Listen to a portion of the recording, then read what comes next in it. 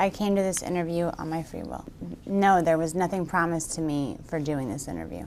Excellent. Yes, everything that I say at this interview will be the truth. I met Donald Trump at some parties I attend that I was working for Mr. Jeffrey Epstein. There was about 3 or 4 times that I had encounters with Donald Trump. I was 13. The first time that I met Donald Trump was at a party at Jeffrey Epstein's mansion. There was an orgy going on, and he was kind of watching off in the distance, and he basically asked if I could come over and give him a hand job. And at first, I wasn't very comfortable with it. This was like my first party, and I didn't think that was my responsibility. But my recruiter told me that I needed to do it, so I agreed to. And then he, I began to. Sorry, this is a little difficult, but. Before I gave him a hand job, he kind of slapped my hand away and said, you need to use a glove. And the recruiter ran over and handed me a glove and said, no one touches Mr. Trump's penis without a glove. So I needed to use a glove. I gave him a hand job, and then immediately after, he had an orgasm, he left, and I didn't see him again at that party. Jeffrey Epstein is a billionaire friend of Donald Trump's that was responsible for throwing the sex parties. I originally came to New York trying to be a model, and in my travels I met a girl named Tiffany there who was very interested in me and said that that's what she did, is that she helped girls, get what they wanted, and she could help me get into modeling. That she knew a lot of people that were higher ups, and that it would be no problem. And so that's why, but I would just basically have to come model at a couple of events and meet some people. It would be no sweat. So of course I went. That sounded like no big deal. And she was recruiting the girls to come to these parties, and they all looked. Most of them were, my age. There was, maybe a couple girls that were maybe 14 or 15, but it seemed to me like we were all very young. So, okay. Jeffrey Epstein knew that I was 13 years old. When he interviewed me, he asked me to get down to my bra, just my panties, and I thought that was weird, but modeling, maybe it was something about my figure. And he asked that I give him a massage. So then he asked me my age. He asked me, and I told him, told him that I was 13. I told him why I was there, and he basically said, "Well, you'll do. I'm sure that you'll fit pretty nicely here." And then he tried to. Basically slip himself inside of me, and I pushed him away, and I said, because at that point in time I still believed that there was models, and then there was the girls that did that. Like, I thought there was a separation.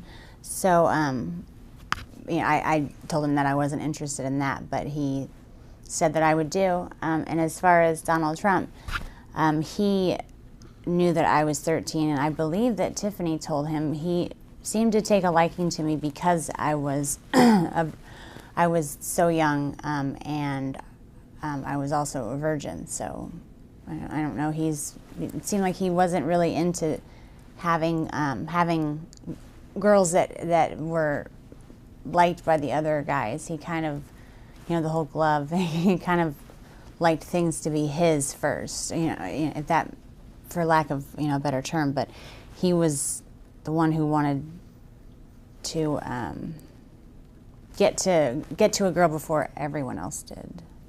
Donald Trump knew that I was 13 because the first night that I was there, Tiffany actually suggested that, you know, she had a whole bunch of different wigs, and I expressed interest in them. You know, I always told her that I would love to walk around with blue hair, and so I tried some on, and there was a blonde wig that she said that looked great on me. So I wore that wig, and Donald Trump had specifically asked about me because I remind him of his daughter, and she said, well, she's 13 as well. So he knew the first time that he saw me, but he took a liking to me because I look like his daughter.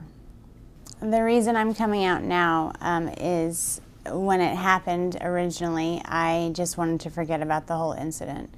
And when I saw that he was running for president, I felt that it was my responsibility to come out and tell our country what kind of man this person is. I don't think that he should even be the dog catcher, let alone running the greatest country in the world. After I met Tiffany at the bus station, she took me to, basically went to her house, her apartment, and got ready. I put on a blonde wig because it seemed fun to pretend to be someone different, but we went to the party that I was basically interviewing for, and Jeffrey Epstein was the one that was running the party. He had a quick meeting with everyone that was employed there, and then he had a private interview with me. The first time that I met Jeffrey Epstein, he did try to force himself inside of me without getting the go-ahead or anything, and then it was probably about the third or fourth party is when he basically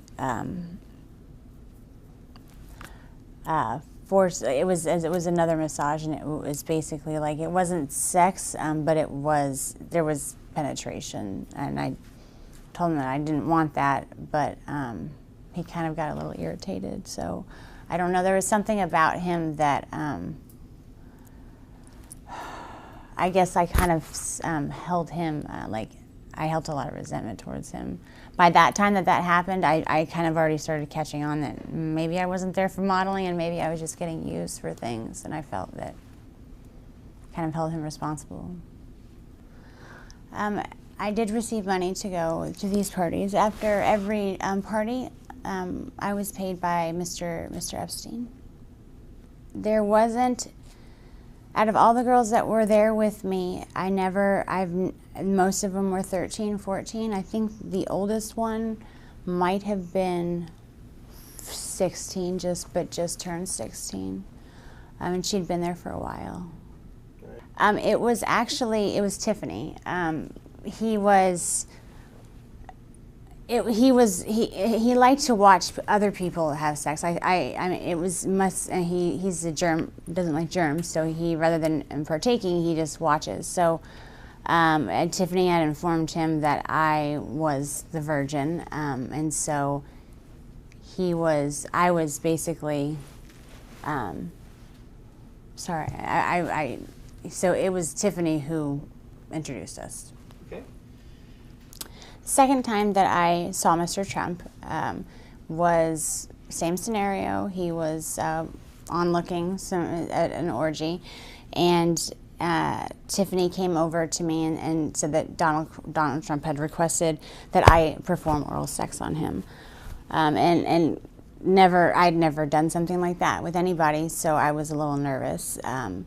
So I walked up to him, and he was sitting there very proud, and I just kind of moved in that direction, and he kind of slapped me away and said, "What are you doing? You know, you need to put a condom on," like I was some dirty filth or something without a condom. Tiffany ran over and handed him a condom and apologized, profusely, and said that would never happen again. And she looked at me and scolded me basically like a child and said that, that's not how, Donald Trump always, anytime you touch his penis, it needs to have a condom on or a glove, and especially when it comes to performing oral sex. So I apologized, and then I performed oral sex on him. And once he was done, he hopped up, and that's the last I saw of him at that party. It's like once he's done, he's out. So. Okay. Sometimes before some of the things that I noticed that were weird with him was sometimes before the parties he would come over, and Jeffrey Epstein and himself would kind of banter back and forth, and he was Donald Trump was very racist. He said a lot of racist things. Like there was a lot of comments towards Mr. Epstein about being Jewish. And called him a Jew bastard, so that he was cheap. And there was some words I didn't even understand. Something about his the shape of his penis being directly related to his mole. Or I'm not too familiar with the the Jewish traditions. So, but I'm pretty sure that whatever he was saying wasn't very nice. Also referred to, people of Hispanic or, Hispanic name, they called them spics. That was around the first time that the World Trade Center had gotten the bombed in the 90s. And he was, talking about the towel heads and how, we would just be better off if we, didn't let him in, or, basically got rid of every single one that was already here. And I felt it made me really uncomfortable, really, really uncomfortable. He also loved to call black people niggers, and Arabic people he called sand niggers. The only time that he tried to give me some money was our last encounter together, where he acted out a rape fantasy. I was forced to give that money back because Jeffrey Epstein paid us after the party. So, but he just gave me the money. I don't even know why he gave it to me. Maybe to make me feel more cheap. But it was a pretty. It was a rape fantasy to him, but I wasn't playing. So. There was those 2 times, and then there was after the next thing that Tiffany approached me with was that he had a fantasy where he walked in on his maids basically making out, and that it was some type of fantasy for him. So she asked. I was at that point. I was like, I don't want to be involved with anything that has to do with him. But she's like, you were just basically the other one. So there's nothing that you will have to do. Just don't, he's requesting you to be involved. So I reluctantly, I felt like I didn't have a choice there. But it was basically he's walking in, his 2 maids. I was one of the maids. I was the white maid. And there was a Spanish girl, Maria, who was the Hispanic maid. And we were making out, and he walks in, and he gets really angry and threatens to call immigration on Maria if she doesn't come over and make things right and give him a blowjob. So while she is over there giving him a blowjob, I am just trying to, I'm supposed to look scared, like, oh no, and cleaning up things and pretending like I'm trying to go back to my job as a maid. And then he's being so rude to Maria. I felt so bad for her, even though I guess it just didn't seem like a fantasy. It didn't seem like it's the weirdest fantasy as far as that. He was threatening to call immigration on her, so that she didn't know how to, she wasn't even near going down to give him perform oral sex on him before he slapped her away and said, what are you doing? You need to put a condom on, and she's trying to, I'm so sorry, and he's like, you can't even understand what you're saying, it just, speak English, he called her derogatory comments, and then he's like, you know what, you don't know what you're doing, have her come over and show you how it's done. And so I said that I didn't, I had to go over there, or else he was going to call immigration on Maria. I didn't know if it was true or not, but I felt that, you know, he said that if I didn't show her how to perform oral sex on him, then he was going to call immigration on her and then get rid of us both. You know, it was anything that was in relation to him getting off or being satisfied or happy had to do with him being in power, but extreme power. And it's very hard to even. It was always intimidating when he was like that. It was always, you didn't really know if it was true or, I mean, like if you refused to play along, would he really call immigration on Maria? Would he really get rid of us both? And I didn't even want to know what that meant. You know, I always didn't, it wasn't a game. It just felt like it wasn't a game. Yeah. The one night that I had the blonde wig on, he mentioned that I looked like, you know, I looked like to, you know, that I reminded him of his daughter. And actually the maid fantasy, I didn't have a blonde wig on. I was trying to stay away from blonde wigs at the time. But he actually told Tiffany that that's what he wanted me to wear. Like, he wanted it, and anytime I put it on, anytime I had it on and he'd see me, he would say, "Oh man, you look," and it wasn't like a, "Oh, you remind me of my daughter." It was this sick, evil, like, you remind me of my daughter. It was just this weird pleasure, sick smile. Like, I don't even want to know what he was thinking about. I could imagine what he was thinking about. After the parties would end, we were to report to Mr. Epstein and basically tell him everything that happened, with who, what they liked, what they disliked, if there was any requests, if there was any talk about anything. That's what, you know, we told Mr. Epstein everything. And then he paid us, and then we got to go home. And with me, you know, I would either, you know, I normally got taken to the airport, you know, so to go back home. The fact that Trump has a chance to be the next president makes me feel disgusting inside. I've always been proud to be an American. I think we live in a beautiful country, but I just see him ruining everything. He's a horrible, what he portrays on the outside isn't even that great, but people don't even know the half of how evil, how sick and twisted that man is. I have a friend that's been my friend ever since the school year that I stopped going, you know, the 8th grade. I confided her, and she knows all about it. She knows everything. I mean, I destroyed everything of, like, you know, any planes. I couldn't risk my dad finding out. And now I think I'm old enough to where I don't think, you know, at that point I didn't want to not be his little girl, you know. I didn't want to lose my dad. Basically, I would never, as far as keeping proof of any of the trips, the only person, I never told my parents, you know, there would be no happy, you know, there would be no good outcome of telling my parents. You know, they would have grounded me. I would have never been allowed out of the house. You know, my father would have come unglued. I did tell a friend, she's still my best friend to this day. She knows everything. She knows it all. I'm prepared to do whatever it takes to save the country that I believe that we have.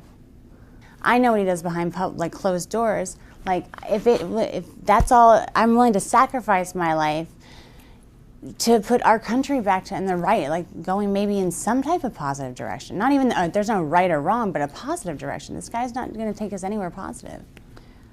You know, as far as my life changing by coming out with this information, I've thought long and hard about whether or not I should. And I've gone back and forth.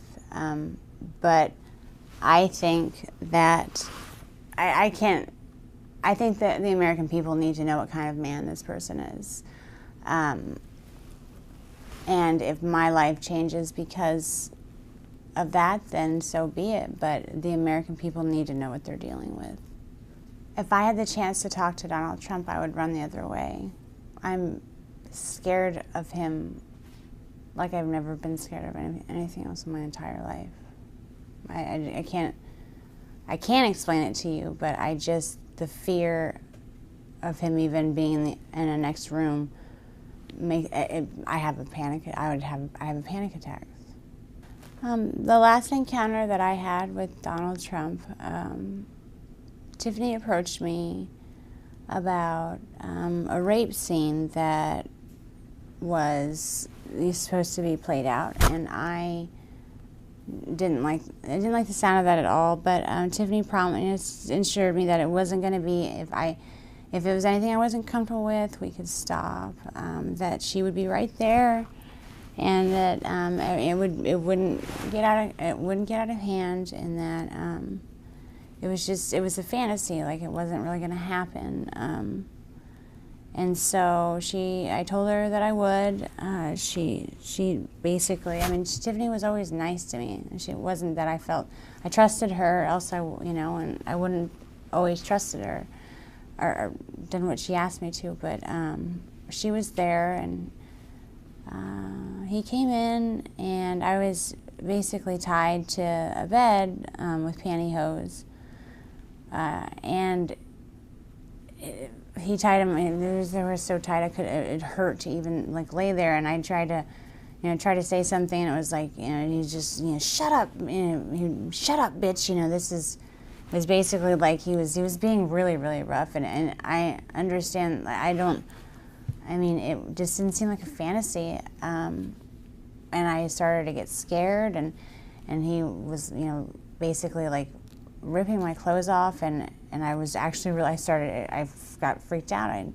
I told him that I didn't want to do this. I screamed over for Tiffany. She was like, Mr. Trump, she's only, this is scaring her. And he's like, oh, you shut up too. He just turned into this animal. It was like a completely different person. It was like everyone in the room was scared of him, and it was like I couldn't do anything about it. And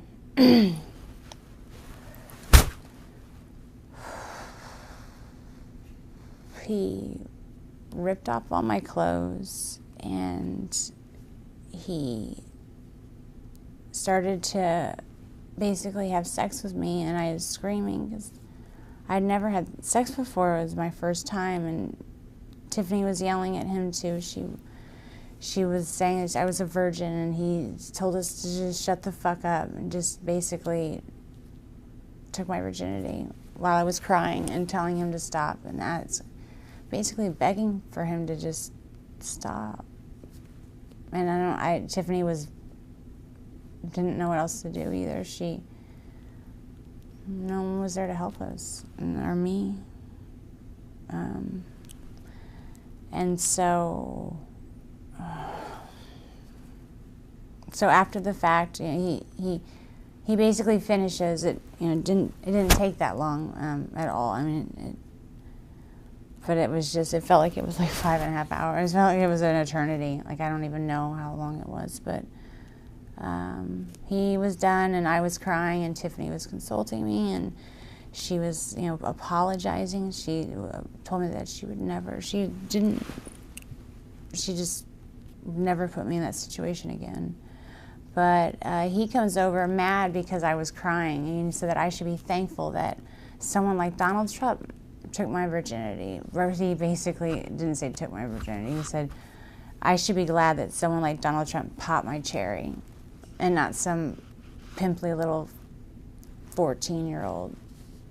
And I just was like, what if I said, what if I get pregnant? Not even talking to him. I didn't want to talk to him. I was talking to Tiffany. And he said, well, you'll get an abortion then, bitch, and then just walked away. And I asked, I went, I told Tiffany I needed to go home. I never went back again.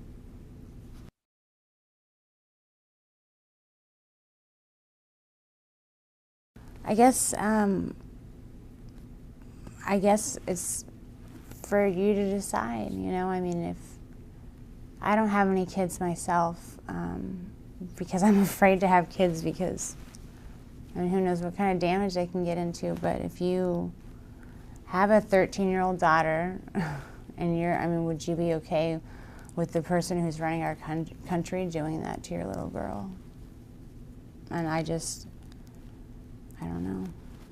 I just want people to know. I think that I have a faith in our society that will make the right choice. He seemed to be taking great pleasure in like dominance and control, and just the more I screamed, the more I got scared, the more he was enraged and like enraged with power, and it was like he was just charged with it. It was scary. My experience with Donald Trump has made it to where I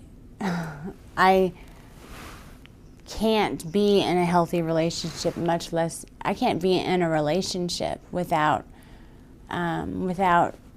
myself sabotaging it. I don't do well.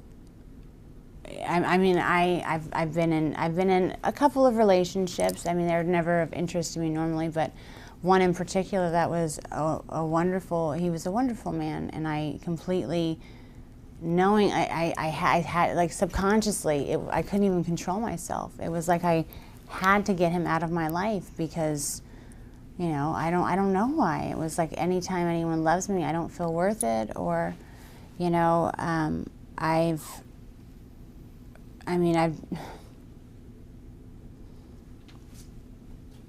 don't even know how to explain it. Like, I can't. Friends, I can have acquaintance that, you know, guys that are acquaintances, but I just, you know, anytime it's maybe someone expressed anything else besides that, I can't.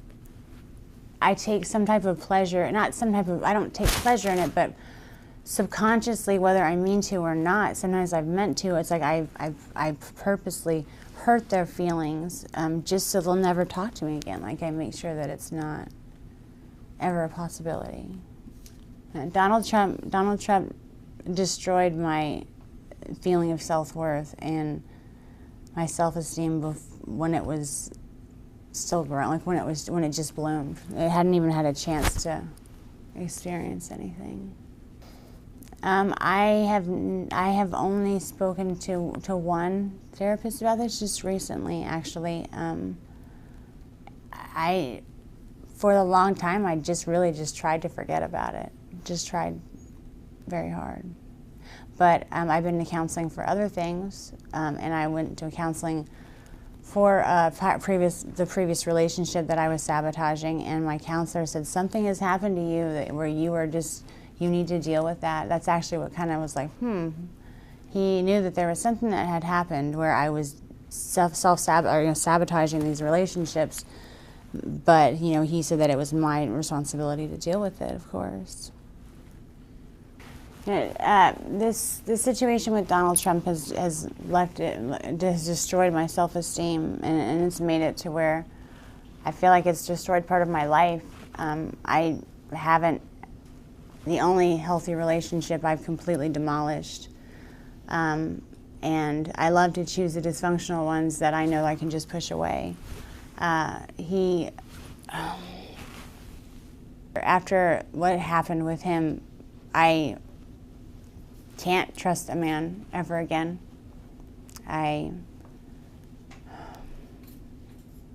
Thinking about it just makes me sick to my stomach. So when something so traumatic happens to someone that's so young, you never, ever really get over it.